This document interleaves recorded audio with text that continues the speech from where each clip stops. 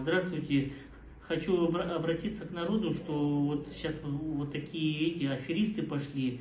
Мне позвонила женщина, предложила играть на бирже, ну, с целью того, что подзаработать 2-3 тысячи в неделю. Ну и что это? Ну она таки говорит, что это плохой заработок, но я и согласился. А потом через недельку даже меньше, мне уже позвонили уже другие люди, вот, и предложили уже софинансирование, вот. И все, и после этого они уже залезли ко мне в ноутбук, в компьютер, а впоследствии и в телефон, и стянули большую сумму денег, вот. И сейчас я вот уже, получается, в калоши большой.